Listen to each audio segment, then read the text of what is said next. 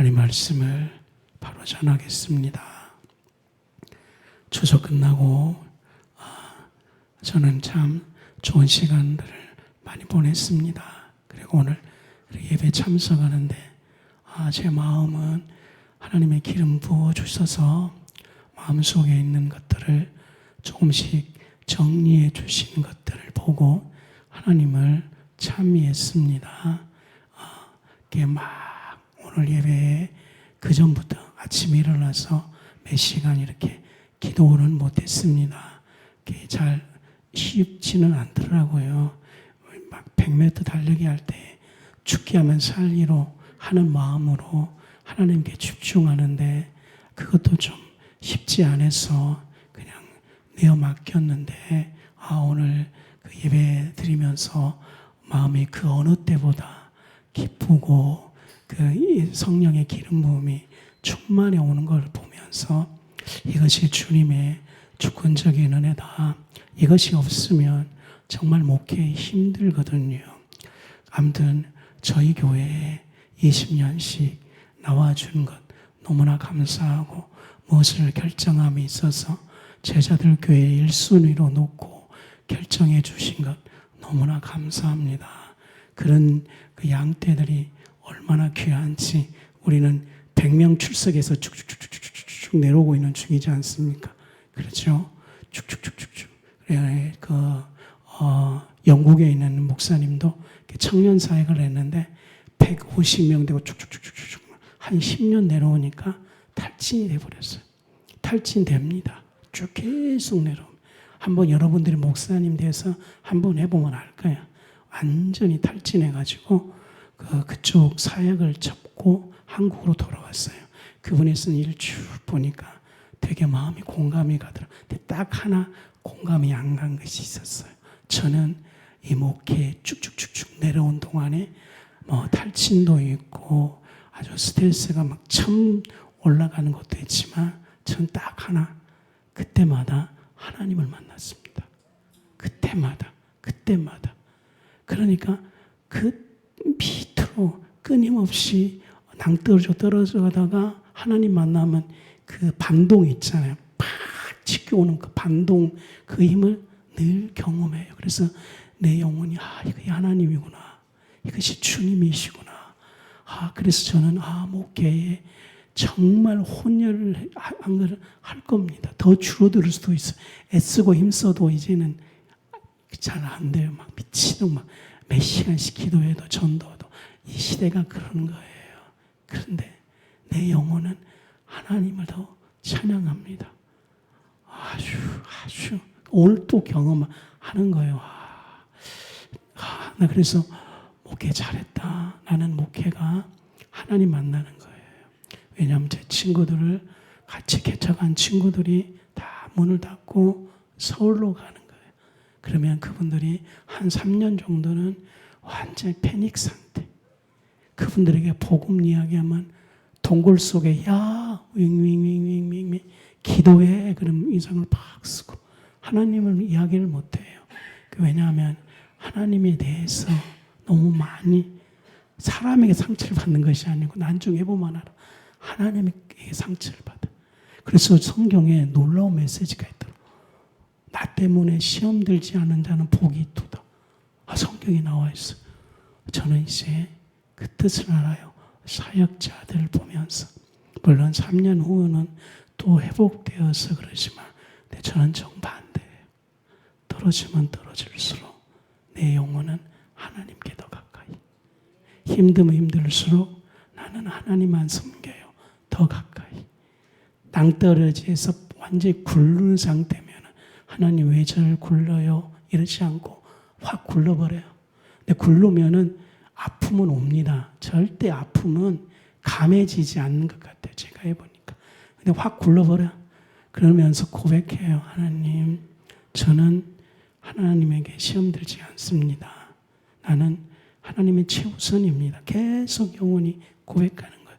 하나님, 사단이 와서 하나님이 널 낭떠러지게 했어? 그러면 제가 그래요. 혹시 하나님이 떨어지게 하더라도 나는 수용하고 받아들이고 하나님은 최고의 경외하신 분이라는 거죠. 그리고 오늘 이렇게 예배 드리면서 또 그 하나님을 새롭게 만나니까 새로움, 깨끗함, 그 영혼의 마음 깊음, 이거는 뭐라고 표현하기 힘든데 그 영혼의 풍성함들, 이거 하나님 섬기는 거구나. 하나님 이것이 그래서 주님을 섬기는 데는 후회함이 없다는 찬양을 하는 겁니다. 오늘 4개 메시지를 할 건데 시간이 없을 때라도 툭 끊고 갈 테니까 여러분들이 잘 정리를 하시길 바랍니다. 존 오웬 그리스도 영광, 이거는 1700년도의 목사님입니다. 그 영국의 성공회 목사님이에요. 영국에 성공해지기 전에는 교회가 많이 타락했습니다. 근데 존 오웬 목사님으로부터 많은 사람들이 제가 지금 고백하는 것보다 더 10배 그리스도만 섬겼습니다. 그러니까 제가 책을 이렇게 있으면 늘 이분들 1700년도에 하나님을 섬겼던 분들에게 꼭 껴놔요. 왜냐하면 이분들은 지금 우리는 막 교회 성장, 목사님의 풍요로움, 그렇잖아요. 내가 아무리 힘들어도 그때하고는 비교할 수 없어요. 난 차 2대 있고요. 아파트 26평이나 있고요.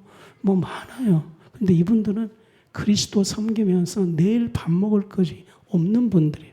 그러면서 한 자씩 글을 쓰는 거예요. 나는 그리스도만 섬기겠습니다. 나는 오늘 또 회개할 것을 또 찾습니다. 나는 먹을 것이 없음에도 불구하고 말씀만 외칩니다. 그 국교회 목사님인데 이런 설교한다고 목사를 바칙하면서 너가 이 설교 안 하고 그 성공의 설교, 국가에서 내려온 설교를 하면 네가 바칙하지 않을게. 그럼에도 불구하고 그리스도를 말하게 하지 못한다면 나는 당연히 바칙할 겁니다. 그렇게 쓴 언어들이 얼마나 영혼에 와 있을까. 근데 그러다 보니까 이 책이 어려운 거예요. 후대 사람들이 책을 읽지를 못하는 거예요. 지금 뭐 하나님의 진물을 누리십시오. 뭐 풍성해 가십시오. 누리십시오. 이거는 되지만 그때에 그 목사직까지 바직하면서 쓴 내용들, 회개를 다루는 것들이 그들 안에서 올 이유가 없는 겁니다. 그래서 언젠가 저도 때가 되면 조금씩 할 거라고 그랬는데 오늘 그때가 돼서 첫 번째 메시지가 이분이 외쳤던 메시지가 그리스도의 영광입니다. 그러면서 뭐라고 말하냐면은 확실히 어렵더라고요. 그리스도 영광을 부지런히 묵상하십시오. 그렇게. 그리고 이 그리스도 영광은 뭐냐면 그리스도의 사랑 가운데 나타나 보이는 그의 영광. 저는 이 문장이 딱 정리됐어요. 하나님의 영광 그러는데 역시 목사직을 바칙하고 그 다음에 하나님에게 몰두한 사람에게 오직 예수님에게만 집중하니까 그의 마음속에 하나님의 영광이 뭐냐 딱 정리한 거예요. 주님의 사랑 가운데 나타나는 것. 아멘 되죠. 그래서 우리가 하나님 영광 그러는데 전부 다 보면은 정확하게 정리를 못해요. 하나님께 영광 돌리자 정리를 못해요. 당연히 좋은 집에 살고 목사 좋은 집에 차 타고 스타벅스 커피 먹고 이러면서는 안 되거든요. 될 수가 없는 거예요. 근데 이분들은 진짜 빈들에 있을 때 찬양할 때에 그런 분들에게서 하나님이 정확히 가르쳐 주는 거예요. 하나님의 영광은 그리스도의 사랑 가운데 나타나는 것이다. 여기 딱 정리하면서 내용을 받습니다. 조금 제가 간증하는 것이 아까 힘들 때 이런 것들이 그 축축축축 떨어질 때에 패닉에 빠지지 않고 이런 것은 내 안에 하나님의 영광이 있었기 때문이에요. 그 하나님의 영광은 그리스도의 사랑 가운데 나타나는 겁니다. 안 해줘도 감사해요. 우리는 오직 이 신앙에 집중할 수 있는 사람이 되십시다. 그리스도 즉 예수님은 정말 측량할 수 없는 방식으로 사랑을 나에게 지금 그 영광을 드러냅니다. 다시 정리합시다. 그리스도께서는 측량할 수 없는 방식으로 그러니까 측량할 수 없는 방식으로 나를 사랑함으로써 당신의 영광을 드러낸다 그렇지 않습니까? 그러니까 기도는 왜 하느냐? 주님의 측량할 수 없는 방식으로 내게 사랑을 나타내고 있는데 지금 우리가 그것을 감지하지 못하는 거예요. 왜냐? 우리가 원하는 방식대로 해달라는 겁니다. 그래서 안 되는 거예요. 그래서 지금 사람들의 신앙이 식어져 간 이유는 딱 하나예요. 내가 원하는 방식대로 해줘야지만, 이거 시대의 사달의 정신이에요. 지금 애들 키우는데도 그 힘들잖아요. 다 해줘도 그 애가 원하는 방식, 그러면 그들이 사랑을 못 느껴요. 그러니까 우리의 신앙이 뭐냐면 지금 측량할 수 없는 방식으로 사랑을 지금 우리에게 드러냈다는 거예요. 그 드러냈다는 것이 영광이라는 겁니다. 그러면 우리에게 지금 측량할 수 없는 그 사랑으로 우리에게 드러내는 것을 우리가 볼 수 있게 해달라고 하는 것이 기도이고 묵상인 것입니다. 당신의 영광을 우리에게 드러내십니다.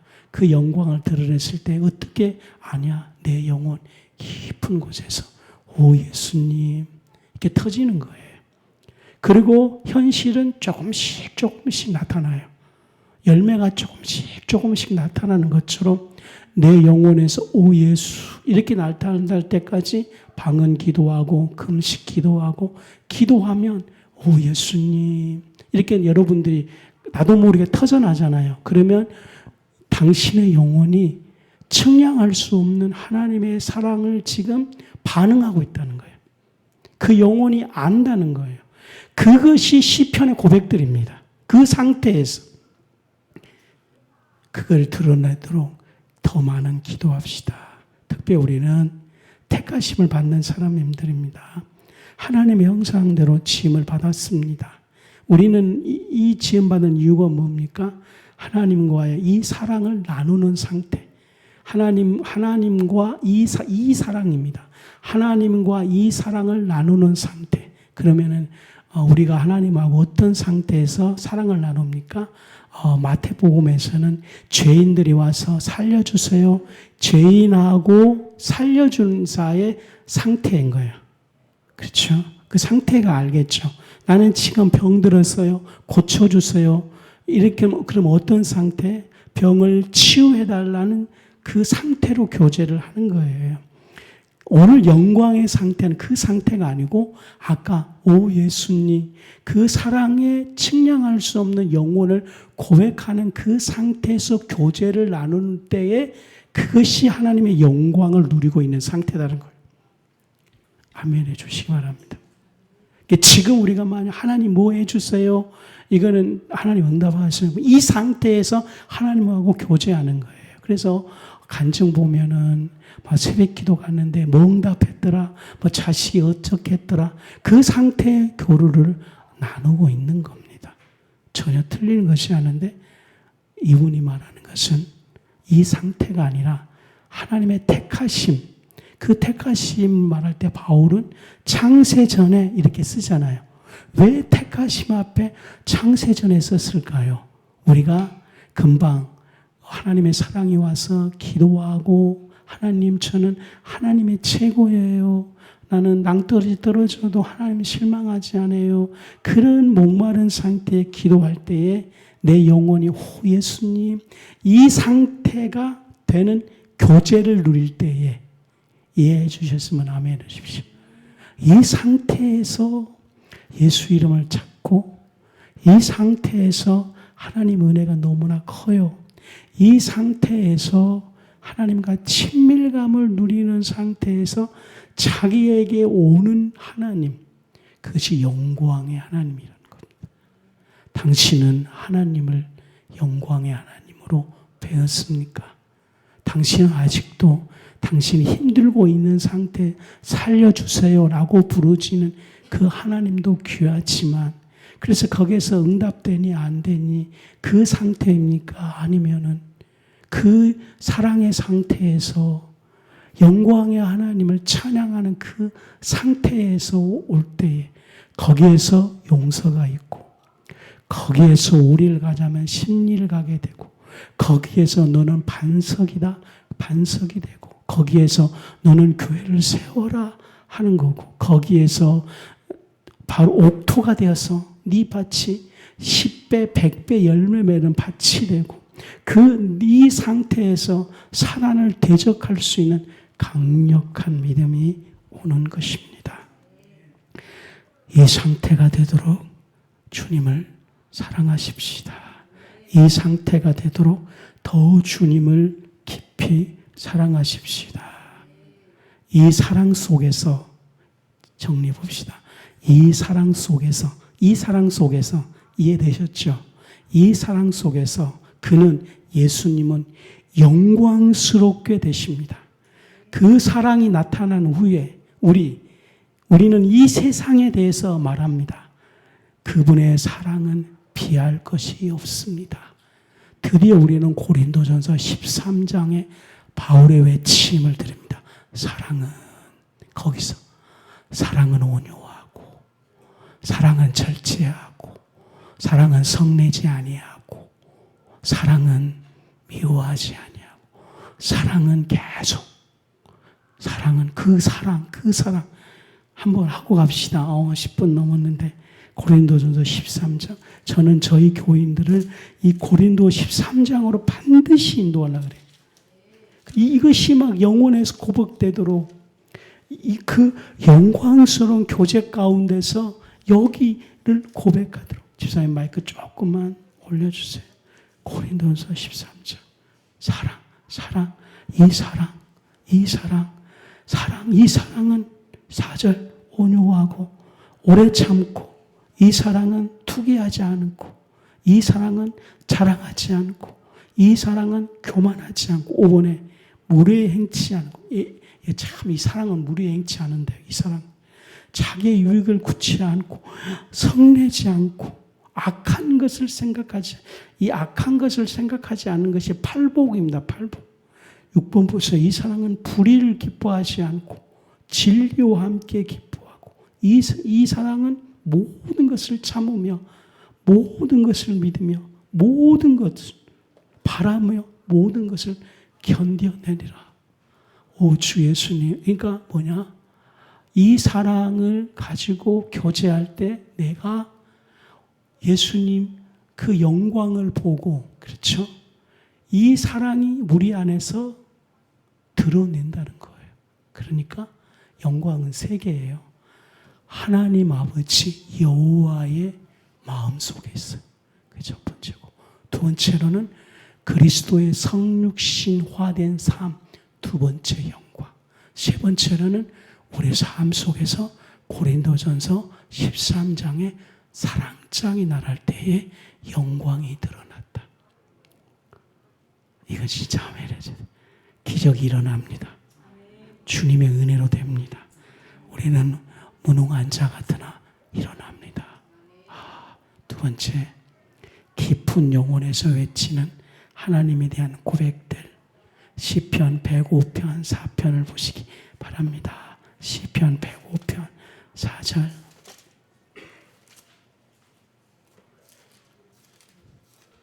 저는 행복합니다. 시편 105편 4절. 크게 우리 같이 시작.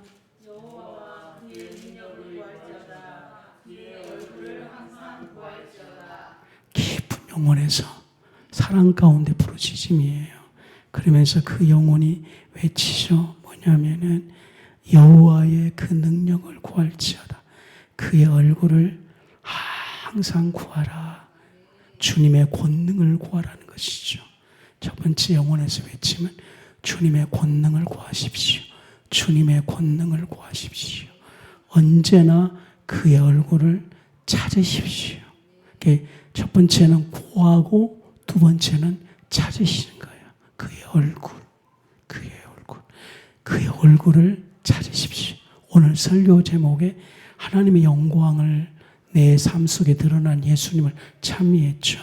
두 번째는 내 영혼이 하나님께 하는 고백들이 권능을 구하십시오. 사도행전에 성령의 권능을 구하라. 그리고 언제나입니다. 언제나 하나님의 얼굴을 찾으십시오. 언제나입니다. 하나님의 얼굴. 이거는 우리에게 하나님 허락하시는 거예요. 하나님 안 보이는데요. 괜찮아요. 그 사람에게만 안 보일 뿐이에요. 육신으로 안 나타나도 괜찮아요. 하나님 우리의 마음에 당신을 드러내십니다. 우리 생각에 당신을 드러내십니다. 우리의 영혼 깊은 곳에 풍요로 드러냅니다. 해답은 언제나 그의 얼굴을 찾으십시오. 그러니까 제가 11시 예배는 습관적으로 가히 막 집중적으로 하나님 얼굴 구하면은 하나님 어디 계시지? 주님 어디 계시지? 그래 막 그렇게 찾아요. 그러면은 마음에 기름 부음이 쫙 오면 얼마나 좋은지. 그래서 예배 마치면 몸이 완전히 다운되는 것이 아니에요. 물론 육체는 다운되지만 저 마음에는 얼마나 생기가 도는지.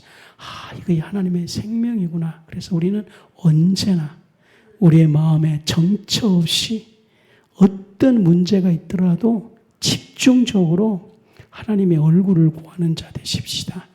우리의 마음이 더 주님을 향하도록 얼굴을 맞대고 주님 뵐 때까지 집중적으로 주님을 생각할 수 있는 우리가 되십시다.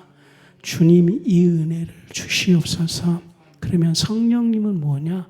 성령님은 금방 우리가 했던 것들을 이루신 분이에요. 그러니까 성령님은 바로 그거예요. 제가 맨날 말했지만 방언하고 막 이건 아니고요. 성령님은 금방 우리가 말했던 시편, 105편, 4편을 이루어주신 분. 언제나 하나님의 얼굴을 구하도록. 그러니까 하나님의 얼굴을 구합니다. 이러지 않아도 성령님 충만하게 해주십시오. 성령님 임하시옵소서. 우리가 조금 이렇게 설교하고 다 잊어버리잖아요. 그러니까 주님은 아시고 잊어버려도 괜찮아. 성령을 찾으시면 금방 하나님의 권능을 구하는 자, 언제나 하나님의 얼굴을 찾는 자가 되는 거야. 그것이 성령님이에요. 그래서 성령 충만하게 해주세요. 성령님, 아니면 여러분들의 기도를 대부분 예수님 그래야 돼요. 예수님, 주님만 계속 부르면 되는 거예요. 얼마나 놀랍습니까? 주님 부르는 그곳에 시편 105편 4절을 성령께서 이루어 주셔서 언제나 주님의 얼굴을 구하는 자가 될 것입니다. 그래야지만 이런 조그만 교회에 나와서 신앙생활을 깊이 할 수가 있어요. 사람들이 적으니까 요즘 사람들이 일반 사람들은 교제가 잘 안 되잖아요. 그래서 교회 가서 교제하고 그러는데 조그만 교회는 교제가 잘 안 되지 않습니까? 그러다 보면은 신앙이 성장을 못하는 거예요. 그 대신 정말 좋은 것은 그렇기 때문에 저희들은 하나님의 얼굴을 구하는 것입니다. 그렇기 때문에 성령님을 구하는 것입니다. 훨씬 더 우리가 인간 중심이 아니라 말씀 중심으로 갈 수 있다고 생각했습니다. 세 번째로는 아버지 일에 열중하신 그리스도입니다. 누가복음 2장 49절 다 같이 보십시다. 누가복음 2장 49절 한 목소리로 크게 봉독하십시다. 시작.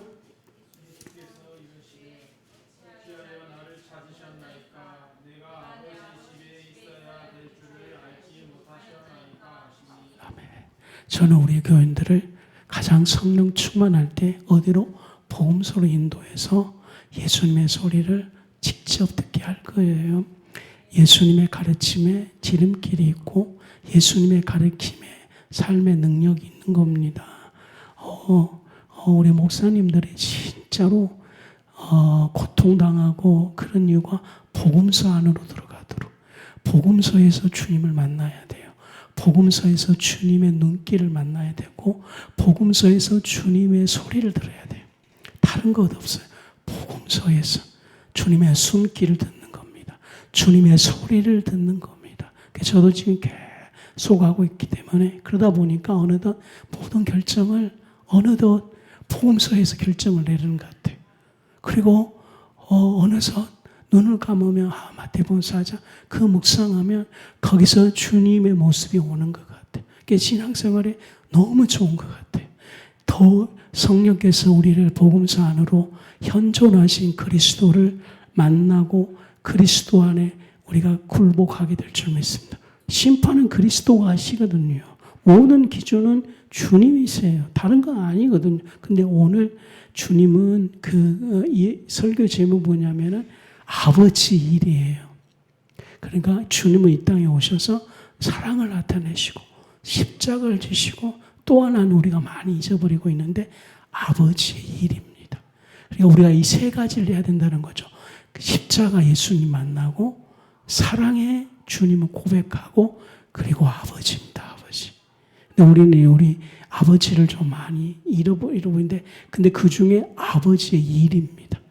그래서 주님은 이 땅에 오셔서 구원할 뿐 아니라 제자를 선택하는 것은 아버지의 일입니다. 일. 그러니까 십자가의 사랑에 100% 머물러 있으면 은혜 구원이지 않습니까? 또 100%는 아버지의 일입니다. 주님은 이 땅에 오셔서 우리 같이 영성하고 교회만 있고 이런 분이 아니에요. 성경 전체가 보면은 구약에서도 뛰어난 인물들이 막 기도만 하고 하신 분이에요. 현장에 있었어요. 아브라함도 현장에 있었고 요셉도 이집트 그 강대국 우상 숭배하는 그 강도 총리하고 다니엘도 그렇고 모든 다윗도 기도만 한 사람이 아니고 정치에 들어가서 하나님의 뜻을 이루신 분이에요. 그리고 사도 바울도 기도만 한 분이 아니고 자비랑 선교사하고 사람하고 부딪히는 거예요. 그러니까 사람 때문에 힘들어요. 십자가 은혜 받으세요. 그러면 그 다음에 아버지를 만나세요. 그러면 자기를 힘들게 한 사람을 품어주는 것이 아버지 일이에요. 힘드십니까? 사람을 피해서 십자가를 붙드세요. 그 십자가 안에서 주님 만난 후에 그 사람을 품으세요. 그게 바로 아버지의 일입니다. 십자가 안으로 들어가 쉼을 얻으세요. 아버지를 만나서 아버지의 일을 하십시오. 그게 경영자 아닙니까? 경영자가 회장이 그래서 그 달란트 비유가 거기서 나오는 거예요. 네가 십자가 은혜를 받았지만 잘했어. 아버지 일 하지 못하면 너는 아버지 일을 못한 자야. 그래서 아버지 일을 못했을 때 얼마나 꾸중을 크게 하냐면 슬피 이를 가면서 있을 것이다. 마음은 전달 받으시기 바랍니다. 지옥 간다면 그만큼 강도를 크게 하는 거예요. 슬피 지옥 수준으로 아버지의 일입니다. 우리는 십자가에 가서 회복되어지고 아버지 안으로 가시기 바랍니다.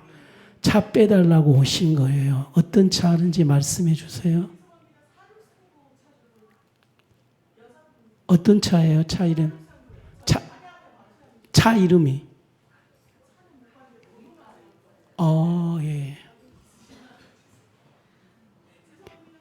아버지의 일은 무엇인가? 7가지 정리할게요. 성경은 못 찾겠습니다. 아버지의 일은 요한복음 17장 8절 말씀을 전하는 것이다. 두 번째 아버지의 일은 아버지의 성품을 드러내는 것이다. 요한복음 1장 14절 아버지 일은 아버지 이름을 영화롭게 하는 것이다. 요한복음 12장 28절 아버지 일은 아버지의 뜻을 실행하는 것이다. 누가복음 12장 42절 아버지의 일은 아버지의 사랑을 나타내는 것이다. 마지막으로 아버지 집으로 데려오는 것이다. 아버지 집으로. 이것이 바로 아버지의 일입니다. 적어놓고 성령님께 의탁하십시오.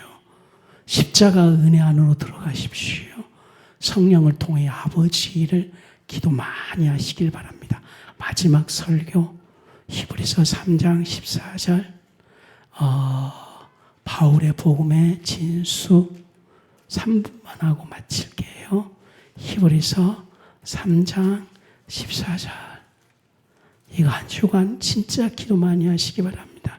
히브리서 3장 14절 시작.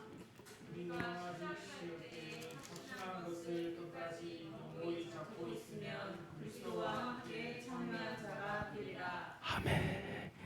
바울은 놀라운 이야기를 하는 거예요. 우리가 어떻게 시작할 때 확실한 것은 끝까지 예수님이겠죠. 견고히 잡으면 참여하는 자, 참여하는 자. 이거야 하나님이.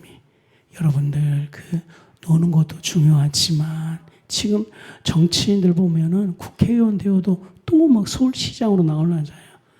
저희 서울시장 되면 더 힘든데. 뭔가가 막 같이 나라를 이끄는데 최고의 높은 곳에서 결정하고 싶어요. 대통령 되면 맨날 요구도 먹고 그렇게 하는데도 막 모든 사람이 하라고 한 거예요. 왜냐하면 인간은 국가의 중요한 결정할 때에 참여하는 자가 되고 싶어 하는 거예요. 참여한 자입니다. 하나님의 지금 그 심판의 대역사에 잘 들으십시오. 마지막 하나님은 지금 종말의 대심판의 역사가 시작하고 있는데 심판받아서 사탄처럼 무적행에 빠질 자냐 아니면 하나님의 대역사 심판의 역사에 예수님으로 함께 그 결정을 참여할 자가 될 것이냐 이 말이죠.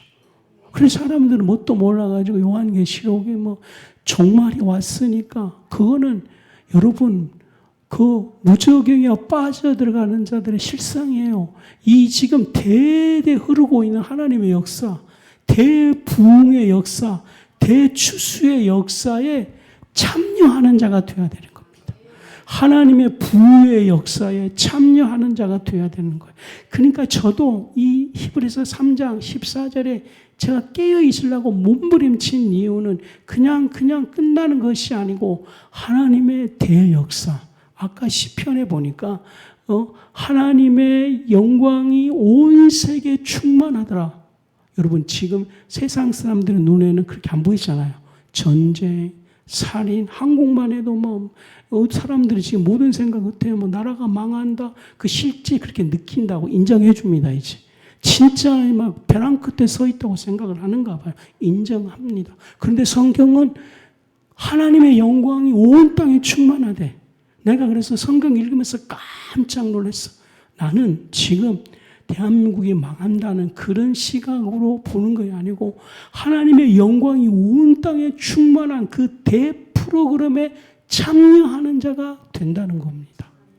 그것이 10시 중보 기도요. 날마다 와서 11시 기도요.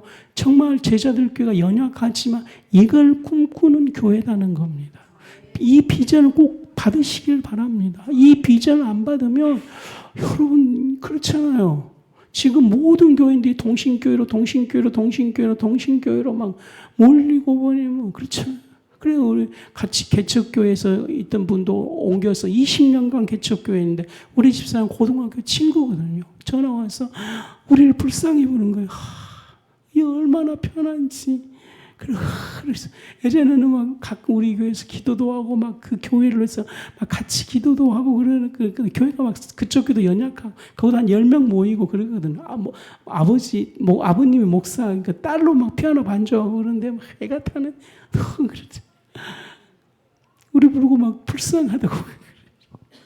그래서 당신이 누리는 것과 우리가 보는 시각이 틀리다. 우리는 히브리서 3장 14절을 붙잡는 자다. 아멘. 기도합시다.